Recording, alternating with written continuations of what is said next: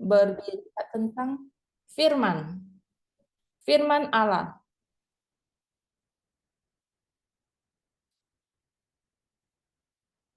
Topik yang paling penting dari pelajaran firman Allah ya firman Allah. Tapi satu hal yang mau saya kasih tahu, untuk mempunyai pikiran yang benar, postur yang benar, ketika kita belajar firman ini. Karena setekali kita berpikir dengan pikiran, oh saya sudah mengerti firman ini, saya telah pernah belajar tentang ini, maka kasih karunia dan juga pengertian yang telah disiapkan Tuhan akan hilang.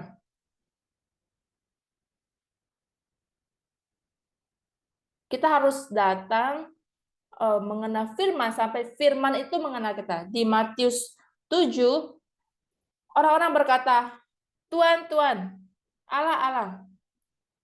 Bukan kami telah melakukan ini dan itu, tapi Allah berkata, saya tidak mengenalmu. Jadi apa yang harus kita tanyakan di diri kita, apakah Allah mengenal saya hari ini?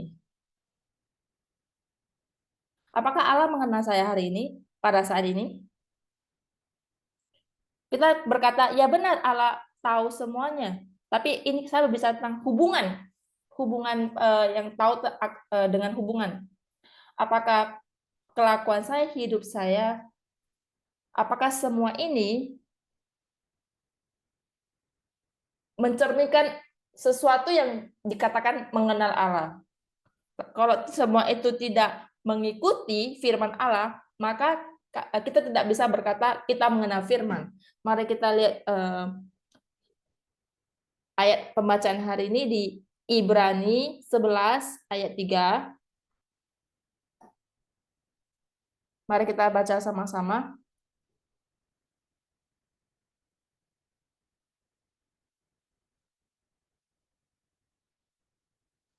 Karena iman kita mengerti bahwa alam semesta telah dijadikan oleh firman Allah, sehingga apa yang kita lihat telah terjadi dari apa yang tidak lihat. Jadi ini dikatakan bahwa firman Allah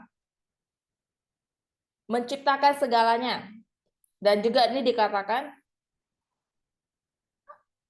apa yang kita lihat telah terjadi apa yang tidak dapat kita lihat. Apa yang kita lihat itu adalah dunia. Dan dunia itu tidak diciptakan melalui sesuatu yang terlihat. Yaitu artinya adalah firman. Jadi kita harus mengerti bahwa firman mempunyai pandangan yang benar. Kita harus mempunyai pandangan yang benar akan firman sebelum kita mengerti tentang dasar atau asal mula dari penciptaan. Mari kita lihat Ibrani 1, Ibrani 1 ayat 1 sampai 3. Setelah pada zaman dahulu Allah berulang kali dan dalam berbagai cara berbicara kepada nenek moyang kita dengan perantara nabi-nabi. Maka para jamaah ini telah berbicara kepada kita dengan perantara Allah. Jadi berbicara dengan firman, firman adalah cahaya kemuliaan Allah dan gambar wujud Allah dan menopang segala yang ada dengan firman-Nya yang penuh kekuasaan. Dan setelah ia selesai mengadakan penyucian dosa, ia duduk di sebelah kanan yang maha besar di tempat yang tinggi. Dan kita tahu di Yohanes 1 ayat 1 sampai 4 dan 14 dikatakan bahwa firman itu adalah Yesus yang datang dalam wujud manusia. Dan pada akhirnya juga di 2 Petrus pasal 3 ayat 7.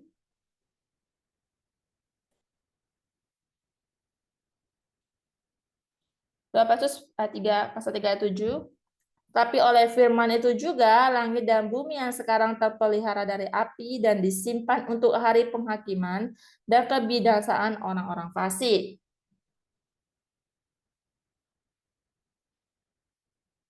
Penciptaan itu dilakukan dengan firman dan juga penghakiman. Jadi ada penciptaan, dan juga ada penghakiman. Penghakiman atau apa? Adalah penghakiman pada akhir zaman. Akan dilakukan melalui firman.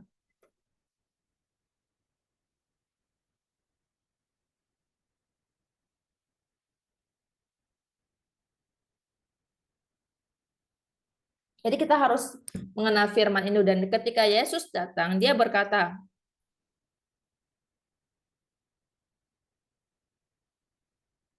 orang berkata tidak mengenal firman, padahal Yesus sendiri adalah firman itu. Mereka bertemu dengan firman, yaitu Yesus, tapi mereka tidak mengerti.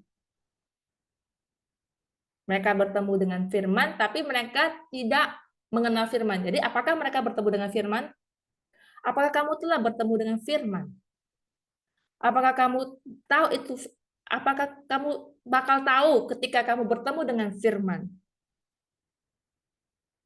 Apakah kamu sekarang sedang bertemu dengan firman?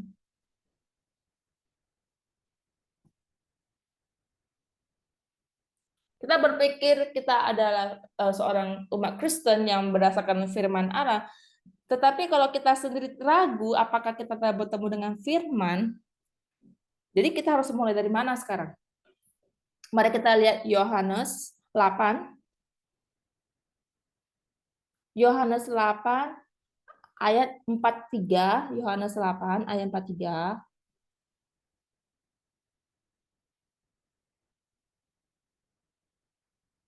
Apakah sebabnya kamu tidak mengerti bahasaku? Sebab kamu tidak dapat menangkap firmanku.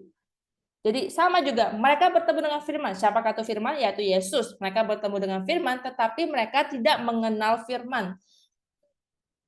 Sama seperti itu, Yesus berbicara kepada mereka tentang firman, tetapi mereka tidak mengerti. Mereka mendengarnya secara beneran, secara nyata, tapi karena mereka tidak mengerti firman, artinya itu mereka tidak bisa mendengar. Yohanes 7, Yohanes 7 ayat 19.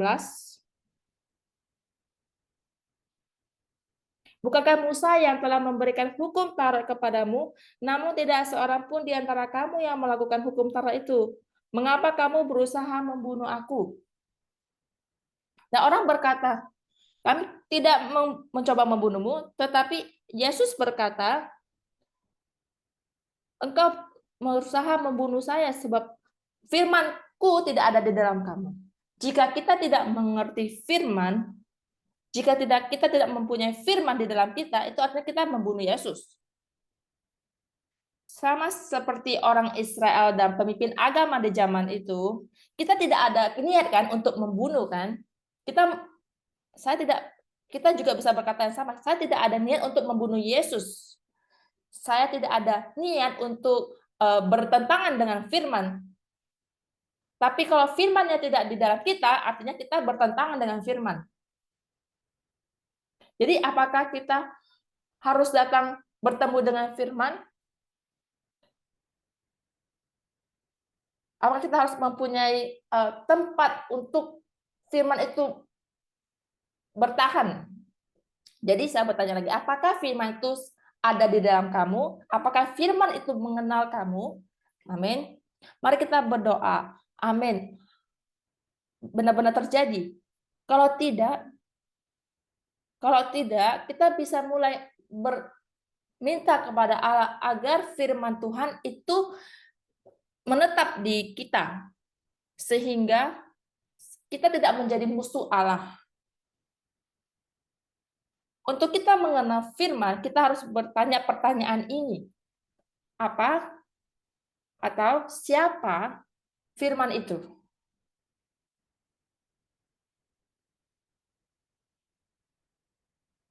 Kita bisa lihat dalam 3 hal yang berbeda, yaitu intisari dari firman, yaitu Allah itu sendiri.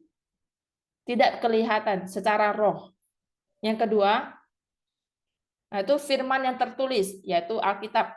Ketiga, kita bisa melihat firman itu sebagai firman yang dibicarakan, diberitakan melalui nabi-nabi, melalui para rasul, melalui orang-orang Tuhan. Jadi sekali lagi di Yohanes 1 ayat 1 sampai 3 berbicara tentang kepada kita tentang firman dalam intisarinya. Firman dan asal mulanya. Tapi Yohanes 1:14 berkata, firman itu datang dalam wujud manusia. Dan itu adalah Yesus Kristus. Firman yang datang dalam bentuk manusia. Itu yang keempat. Jadi ada firman itu sendiri, firman yang tertulis, firman yang diberitakan, dan juga firman datang sebagai manusia. Dan firman ini yang memberikan hidup kekal. Yohanes 5 ayat 39, Yohanes 8 ayat 51, dan seterusnya. Dan banyak lagi ayat-ayat yang berkata jika firman kita menyimpan firman maka kita akan ada hidup kekal. Jadi saya berdoa agar kita datang untuk mengenal firman ini sehingga kita bisa mendapatkan hidup kekal. Bagaimana kita bisa datang kepada firman ini? Apakah kita telah bertemu dengan firman yang wujud dalam bentuk manusia? Kalau tidak, firman dalam bentuk apa yang kita ada? Yaitu kita ada firman dalam bentuk tertulis dan firman yang diberitakan, ya. Dan firman yang tertulis ini, Alkitab adalah satu-satunya cara kita bisa bertemu dengan Allah. Dan apa harus kita lakukan terhadap Alkitab ini? Apa harus kita lakukan?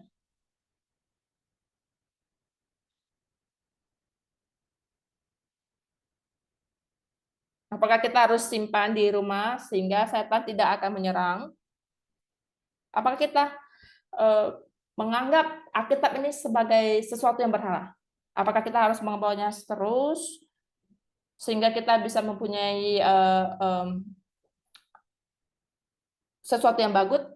Bukan. Tapi ini adalah cara di mana kita bisa masuk ke dalam kerajaan Allah, di mana kita bisa mengenal Allah. Maka itu kita belajar lagi tentang firman ini. Kita akan baca Alkitab ini, ya kan?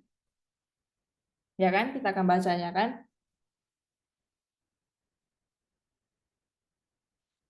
Satu lagi saya mau tanya pertanyaan yang sama. Apakah kita akan baca Alkitab ini?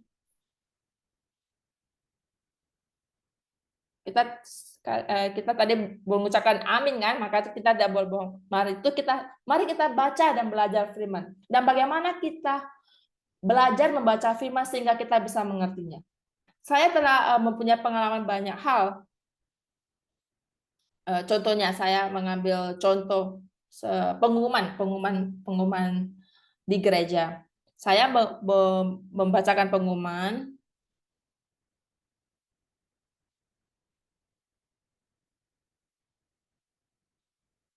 Pada saat memberikan pengumuman, banyak pertanyaan. Apakah masuk pendeta ini atau masuk pendeta itu? Jadi perspektifnya banyak, pandangannya beda-beda. Saya tidak menyalahkan kalian. Saya menyalahkan diri sendiri karena cara komunikasi saya berkurang. Jadi bahasa itu bisa salah konsep, salah dimengerti. Jadi bagaimana agar kita bisa membaca dan belajar firman sehingga kita bisa mengerti tujuan dan arah dan arti dari sang penulis. Jadi mari kita lihat itu strukturnya, struktur.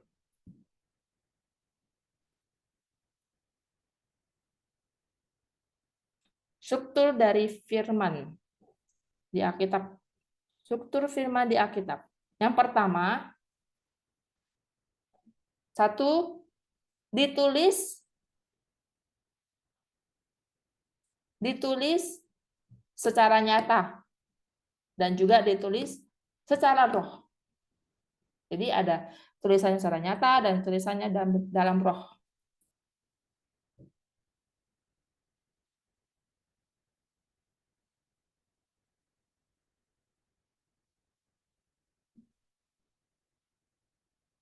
Mari kita lihat Yesaya 34 ayat 16. Yesaya 34 ayat 16.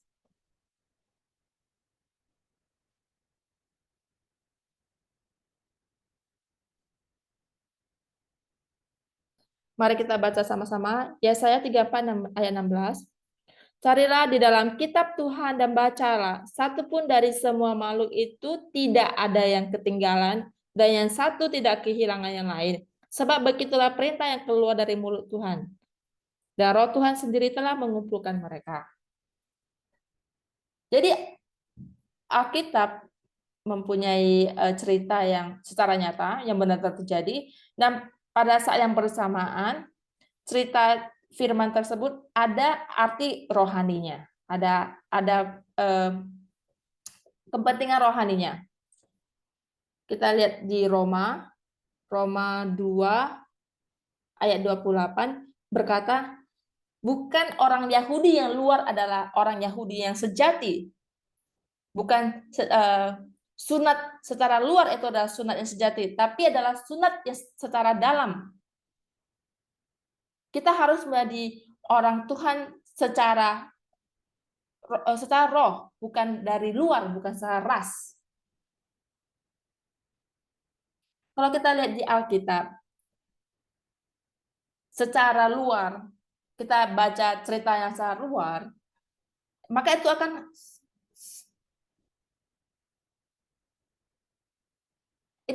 seperti cerita orang Israel yang secara singkat yang bahkan tidak lengkap gitu. Banyak orang lain, orang yang bukan Kristen, kenapa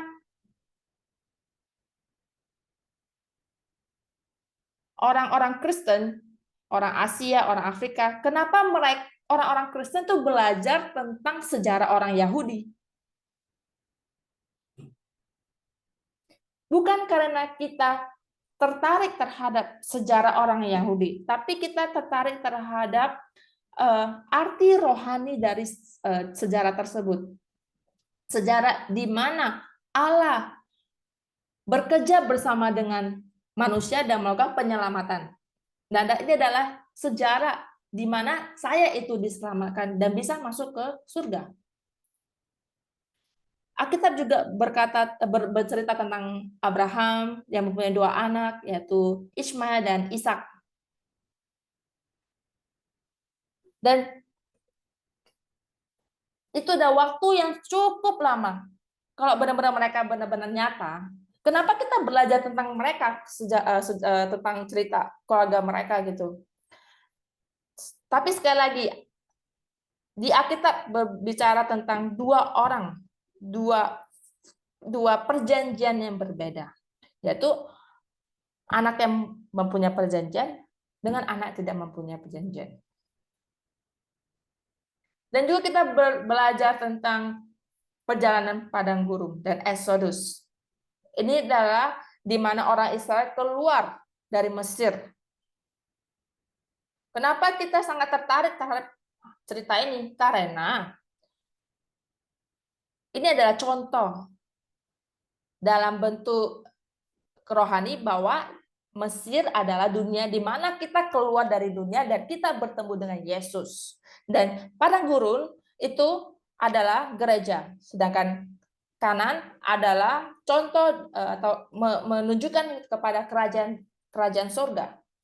Jadi dari cerita ini kita bukan hanya mengerti tentang sejarah yang benar-benar terjadi, tetapi juga melalui cerita ini kita menjadi mengerti tentang pesan Allah dan juga kepentingan dari pesan itu dan juga apa yang terhadap kehidupan kita. Contohnya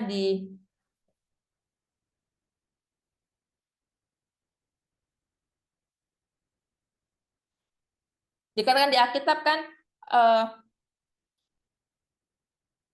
para nenek moyang mereka menyeberangi Laut Merah dan Rasul Paulus menyatakan itu adalah tanda dari pembaptisan. Yang kedua dikatakan di Alkitab itu semua mempunyai pasangan. Di Yesaya 34 ayat 16 tadi kita berkata, dikatakan,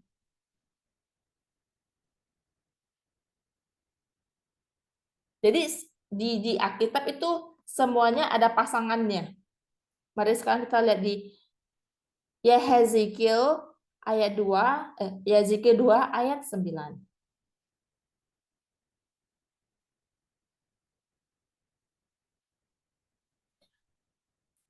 Aku melihat sesungguhnya ada tangan yang terulur kepadaku dan sungguh dipegangnya sebuah gulungan kitab. Lalu dibentangkannya di hadapanku, gulungan kitab itu ditulis timbal balik dan di sana tertulis nyanyian-nyanyian ratapan, keluh kesah dan rintihan. Jadi Nabi Hezekiel diberikan sebuah gulungan kitab dan disuruh dibaca. Dan ayat 3 dikatakan di Yezekiel 3 dikatakan, hai anak manusia, makanlah apa yang kau lihat di sini. Makanlah gulungan kitab itu dan pergilah berbicara kepada kaum Israel. Pada akhirnya di kitab Wahyu, di kitab Wahyu 5 ayat 1 dikatakan,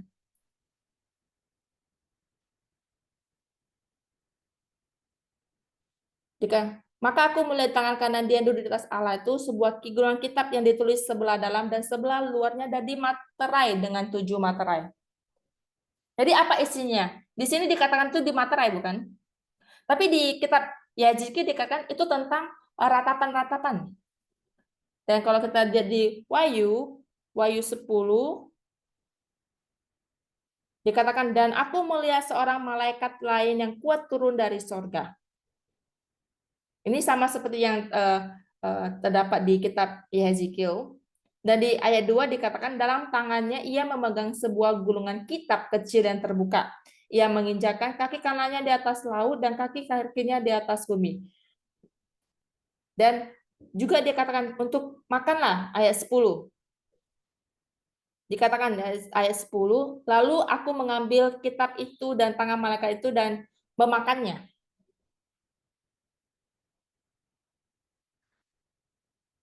Jadi di tempat-tempat yang berbeda berbicara tentang hal yang sama. Dan kalau kita lihat tentang Henok, apa kalian tahu tentang Henok? Apa yang terjadi pada Henok? Kenapa Henok itu sangat spesial untuk kita? Karena dia tidak mati. Jadi ada orang yang membaca buku Kejadian.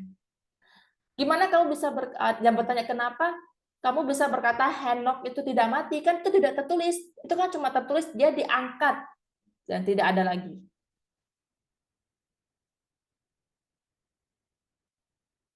Kita juga bisa bilang orang yang mati itu sebagai orang yang telah diangkat dan hilang. Jadi kita tidak bisa menyimpulkan bahwa Henok itu tidak mati.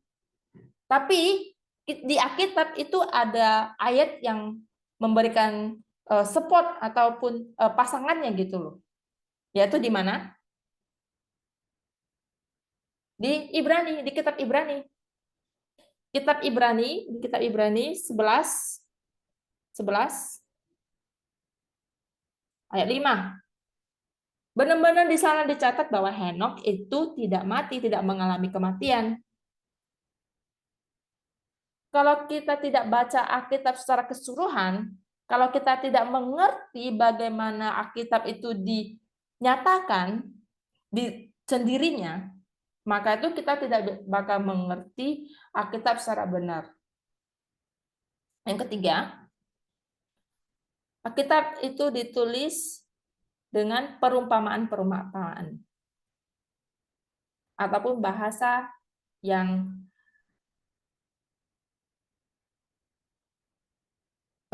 figuratif dan juga dengan simbol-simbol. Kiasan ditulis dalam bahasa kiasan. Mari kita lihat Yehezekiel 17 ayat 2.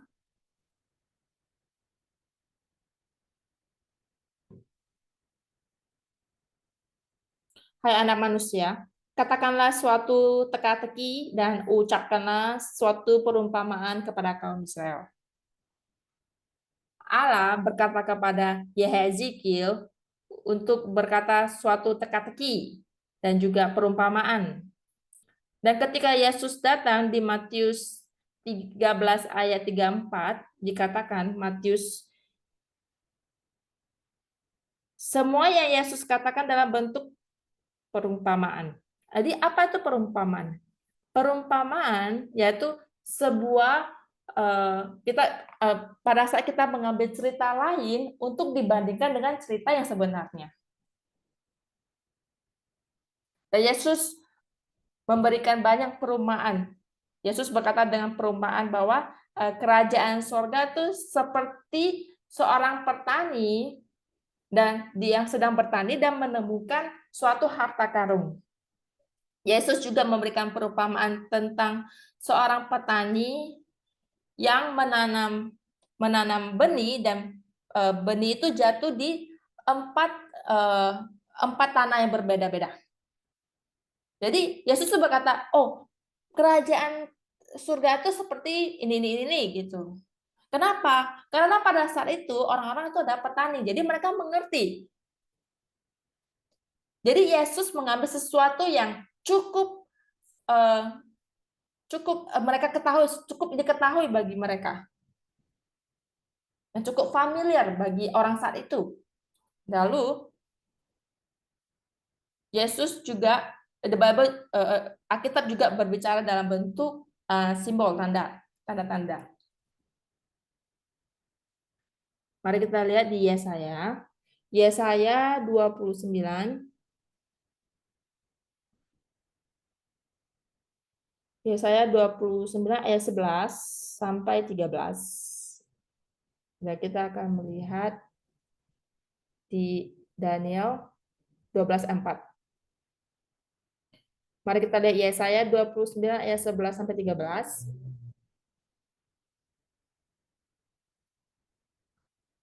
Maka bagimu penglihatan dari semuanya itu seperti isi sebuah kitab yang termeterai.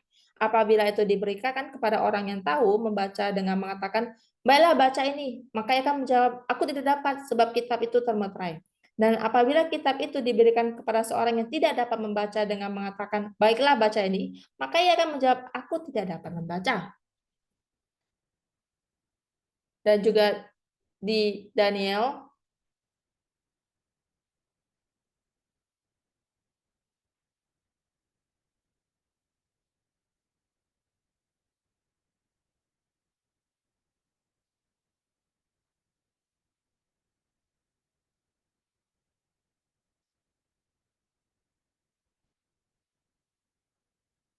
maaf di Yesaya.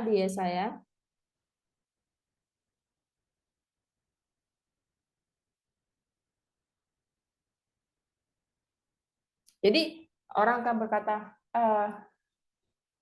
orang yang tidak bisa membaca berkata, aku tidak bisa membaca. Bagaimana kalau Allah menyuruh kita, bacalah firman ini. Kita berjawab, oh saya sangat sibuk. Ketika kita membaca Alkitab, dan jika kita tidak mengerti, dan jika kita membaca Alkitab, dan itu kita tidak mengerti, artinya itu sedang dipaterai. Jadi kita harus berdoa, Allah izinkanlah agar saya bisa mengerti firman ini, bukalah firman ini.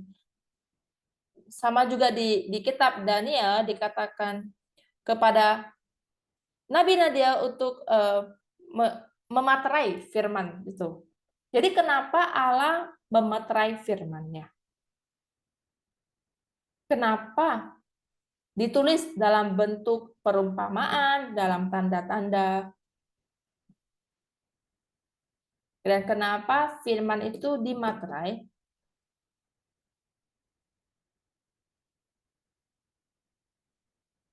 Kenapa? Alasannya apa?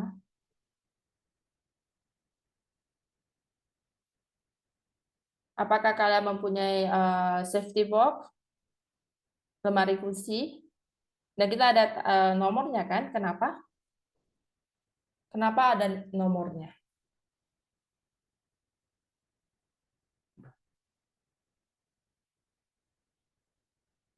Kenapa ada nomornya di lemari besi? Kenapa? Safety box. Kenapa? Karena apa yang kita masukkan ke dalam safety box itu adalah sangat berharga. Sama, firman itu jangan berharga bagi Tuhan. Tapi bukan berarti tidak ada yang bisa membukanya, tapi hanya orang-orang yang telah terpilih. Artinya tuh di kenapa firman dimeterai adalah untuk dilindungi dari setan yang mencoba mencuri firman.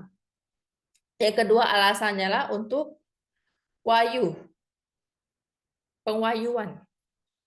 Sehingga Allah bisa memberitakan atau memberikannya kepada mereka yang membutuhkannya, yang seharusnya menerimanya. Sama dengan safety box, right? Nomornya kita akan bertanya kepada orang yang kita percaya aja, bukan? Matius 13 ayat 10, Yesus menjelaskan itu semuanya. Matius 13 ayat 10 dan seterusnya.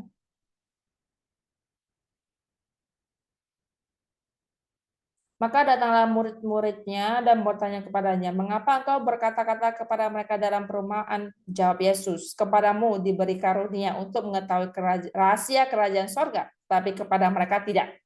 Karena siapa yang mempunyai, kepadanya akan diberi, sehingga ia berkelimpahan. Tetapi siapa yang tidak mempunyai, apapun juga yang ada padanya akan diambil daripadanya." Semoga kita menjadi orang yang mempunyai roh Tuhan, sehingga kita bisa diberikan, dipercayai untuk mengetahui firman-Nya. Yohanes 3 ayat 12. Kamu tidak percaya waktu aku berkata-kata dengan kamu tentang hal-hal dunia. Bagaimana kamu akan percaya kalau aku berkata-kata dengan kamu tentang hal-hal surgawi? Yesus berkata, kerajaan sorga itu sama seperti tanah.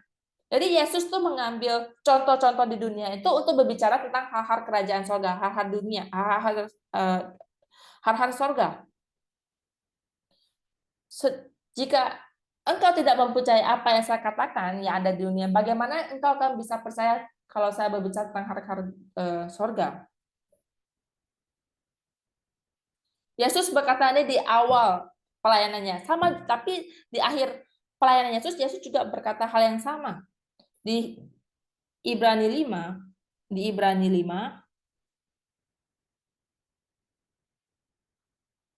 ayat 11 dikatakan, tentang hal itu banyak yang harus kami katakan, tetapi yang sukar untuk dijelaskan karena kamu telah lamban dalam hal mendengarkan. Mari kita berdoa. Semoga ini menjadi doa pertama yang terpenting yang harus kita doakan dimanapun, apapun umur kita, dimanapun kita. Kita harus berdoa, Allah, izinkanlah roh-Mu sehingga saya bisa mengerti firman-Mu. Kalau kita tidak mengerti firman Allah, dan ketika penghakiman itu datang sebelum kita mengerti firman Allah, apa yang akan terjadi pada kita? Jadi maka itu kita harus mengerti firman Allah agar firman itu menetap di dalam kita. Dan firman itu akan disembunyikan dan dimaterai sampai kapan?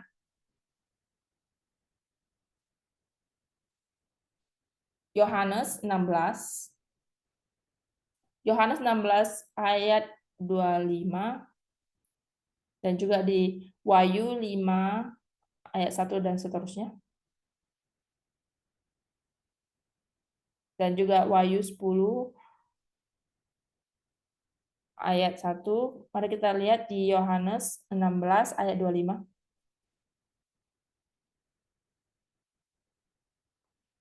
Semua ini kukatakan kepadamu dengan kiasan. Akan tiba saatnya aku tidak lagi berkata-kata kepadamu dengan kiasan, tetapi terus terang memberitakan Bapa kepadamu. Dan kapan saat itu datang kepada kita?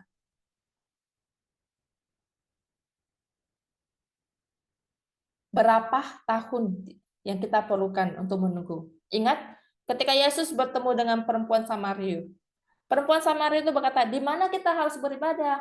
Apakah di gunung di Samaria, di Gerazim, apakah di Yerusalem? Tapi Yesus berkata, sudah saatnya tiba di mana orang yang menyembah akan menyembah dalam roh dan kebenaran, bukan di tempat itu. Dan betapa tepatnya itu loh, saat itu datang kepada perempuan Samaria. Dan apa yang terjadi setelah Yesus berkata tentang ini? Perempuan Samaria itu mempunyai waktu untuk bertobat. Dan dia perempuan Samaria itu dosa-dosa di masa lalunya telah dimaafkan, dan dia telah mendengar bahwa Mesias itu telah datang, dan Yesus berkata, saya adalah Mesias itu. Itu aja, itu pada saat itulah saatnya datang, dan dia telah bertemu dengan firman itu, dan dia telah menyembah dalam roh dan kebenaran. Dan ketika kita bertemu dengan firman Allah, itu adalah waktunya. Itu adalah waktu di mana Allah akan memberitahukan kita secara tidak dalam bentuk kiasan, tapi terus terang. Saya benar-benar berdoa dalam nama Allah, dan semua anggota di Bukit Sion akan bertemu dengan Allah, dan firman Allah itu bisa bisa dibuka terang-terangan kepada kita.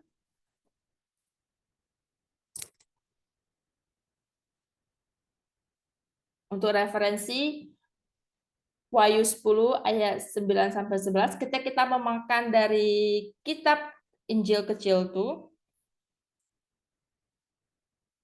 Yang terakhir, yang keempat, yaitu melalui nabi-nabi. Melalui nabi-nabi, contohnya di Perjanjian Lama akan datang, Musa berkata akan datang nabi seperti saya. Berarti Moses itu jadi sebuah contoh yang seorang yang akan datang.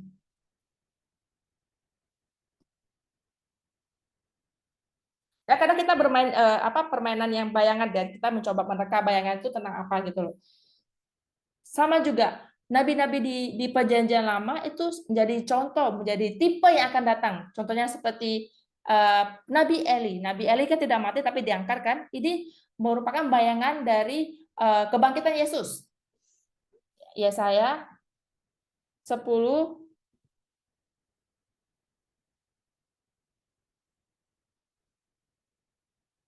Yesaya 61 ayat 1, dan juga Lukas 4 ayat 17 sampai 22.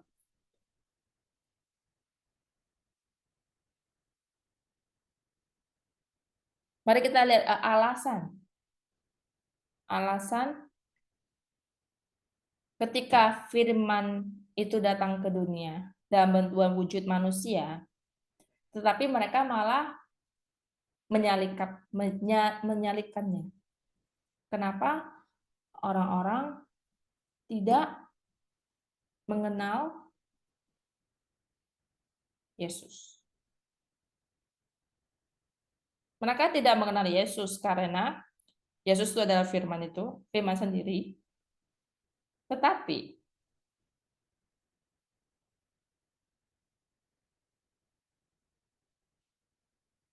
mereka tidak mengenal Yesus, yang Yesus adalah itu firman sendiri, artinya mereka tidak mengenal firman.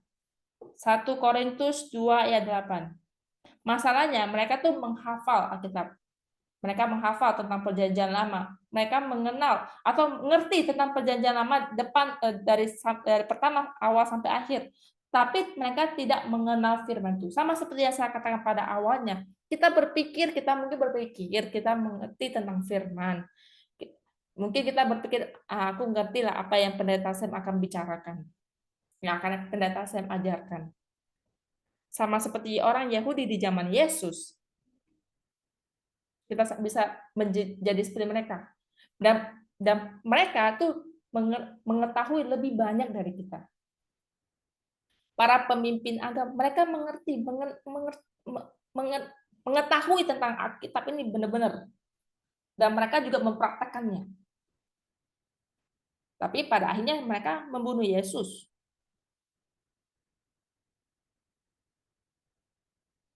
Yesus terus berkata, mari kita lihat 1 Korintus 2 ayat 8. Tidak ada dari penguasa dunia ini yang mengenalnya. Sebab kalau sekiranya mereka mengenalnya, mereka tidak menyalibkan Tuhan yang mulia. Jadi kita harus menerima hikmat itu. Kita harus berdoa untuk hikmat itu. Yesus berkata di Yohanes 10 ayat 30 dan juga Yohanes 14 ayat 4. Jika engkau telah melihat aku, engkau telah melihat Bapa. Mereka tidak mengerti inti dari Yesus yang adalah firman itu sendiri. Tapi mereka hanya melihat Yesus, mengikuti Yesus, dan mereka juga bahkan menyembah Yesus, tapi mereka tidak mengenalnya. Jadi pada akhirnya, yang terakhir, mari kita lihat pengertian yang salah akan firman.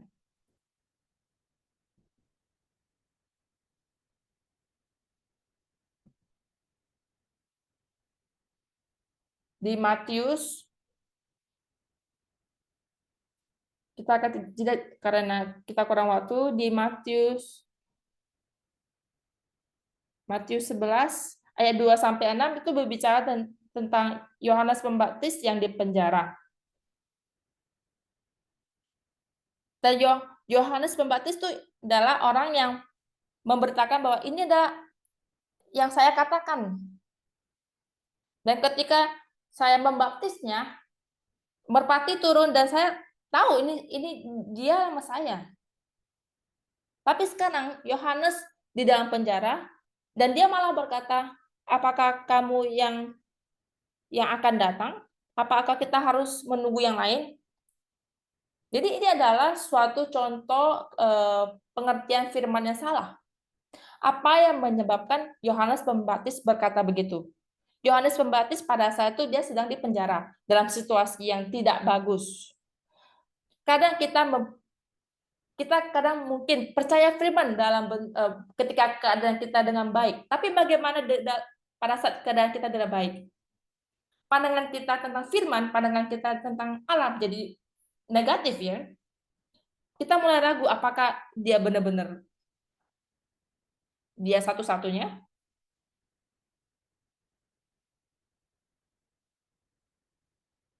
Jadi kita harus hati agar tidak mendengar firman melalui gosip. Tidak mengerti firman atau mengerti tentang Yesus melalui apa yang dikatakan dari orang lain.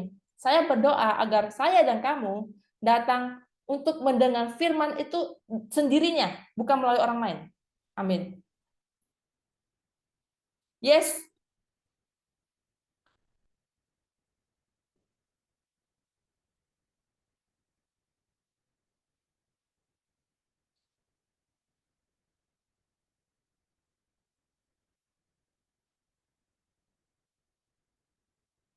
Yesus berkata kepada murid-murid John the Baptist, lihatlah apa yang telah saya katakan.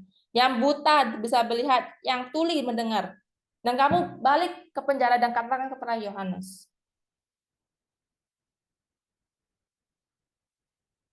Itu di ayat 15 sampai 19. Contoh selanjutnya di Markus 10 ayat 17 sampai 8. Pada saat itu Yesus sedang berjalan-jalan dan seorang pemuda yang kaya sedang datang kepada Yesus dan bertanya kepadanya, apa yang harus saya lakukan, Yesus, untuk mendapatkan hidup kekal? Masalahnya apa dengan pemuda ini sebenarnya? Yaitu pengertian tentang firman-Nya. Saya tidak akan berbicara keseluruhan cerita ini, tapi kita tahu kan tentang cerita ini. Pada akhirnya Yesus berkata kepada pemuda itu, apakah kamu percaya bahwa saya adalah firman yang bisa memberikan kamu hidup kekal? Jika iya, maka jual semua hartamu. Jadi Dia tidak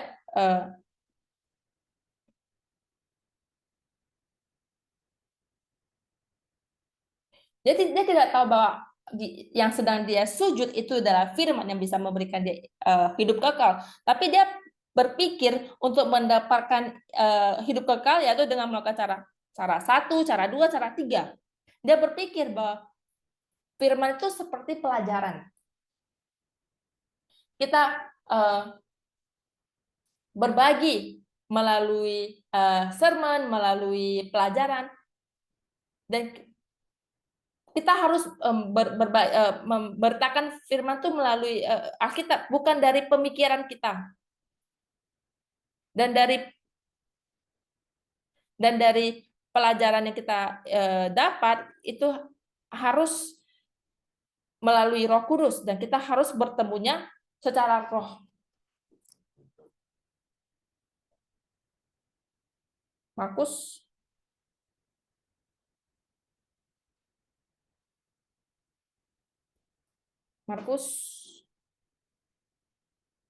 Markus 10 ayat 35 sampai 40.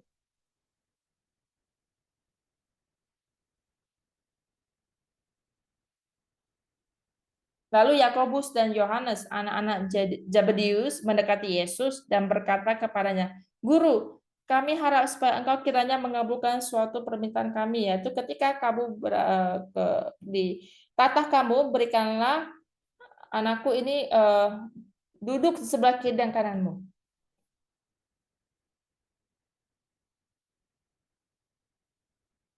Karena kita berpikir ketika kita mendapatkan firman, dan itu akan kita akan mendapatkan berkat seperti promosi dan lainnya. Tapi kalau tujuan kita datang ke firman itu karena itu, padahal firman itu memberikan kita sesuatu yang lebih dari hal-hal fisik.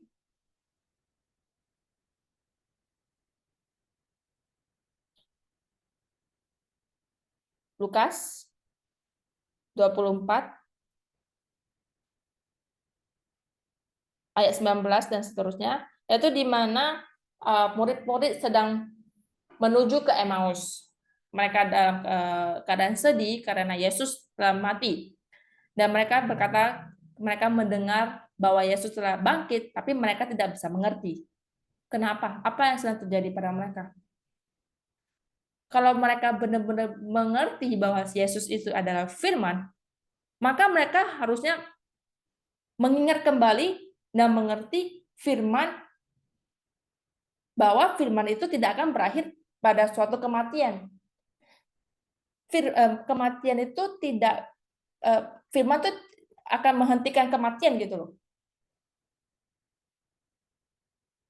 Tapi mereka meletakkan firman itu di bawah kematian. Padahal firman itu yang memberikan hidup kekal. Tapi murid-murid itu mereka meletakkan firman itu di bawah ekspektasi mereka. Dan jika firman itu tidak sesuai dengan ekspektasi saya, maka saya tidak akan memutuskan untuk meninggalkannya gitu. Bahkan setelah Yesus bangkit dan ke sorga, itu pada saat itu adalah zamannya gereja-gereja, ya kan?